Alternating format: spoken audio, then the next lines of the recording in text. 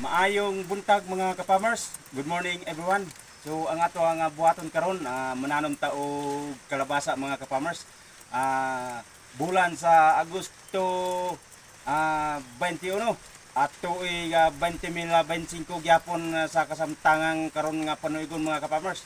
So apan sa dili pa ta magtanong mga kapamers no. Maghatag una tag tips para sa inyo mga kapamers. So mga kapamers inganin ni siya. Kung aduna gani mo area nga bakante tapos di na ninyo maapasog trabaho nga para sa aning ako nga nakoy herbisonon nga kamatis nanapod ko bago nga gitanom nga kamatis tapos na area sama ni mga kapamers so di na mapasa trabaho so ingani lang mga kapamers palit mo og herbicide nga para sa tong gipos nako mga kapamers i-endorse nato katong herbicide nato nga kalbo tapos mga kapamers ingani siya herbicide ninyo kining ang herbicide ninyo kining spray ninyo herbicide mga kapamers tapos palit mo kining similya sa kalabasa nga ingani mga kapamers supreme maipuan so karon duha kalata atong itanom so ingani ni mga kapamers tanom mo kalabasa uman ninyo herbicide unya butangan ninyo katong sniper wala tong atong medisina nga katong upaw nga sa hypermetrin kay notdan tato kay perting epektibo kayo nahurot tungod sa epektibo.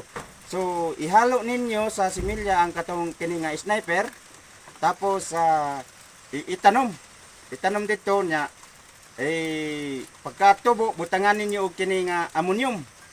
15 days gikan sa pagtubo ammonium tapos sunod abono ninyo butangan ninyo kini nga 14-14 complete tapos nitrabor yara liba mga kapamers so pagkahuman habukan so mga kapamers wala na hulat na lang kag harvest mga kapamers so ang kalabasa mga kapamers pag human nimo og habok magulat na lang kag harvest dili po na siya pwede nga kini nga limpyo gid kayo kinahanglan pabagdutan siya para ang bunga niya dili mabulad sa adlaw dili mabrusing so mga kapamers di pud maayo sa kalabasa nga baga kayo dugol baga kayo kay ang kuan nimo nga padagan nagbunga. So mali na ka farmers.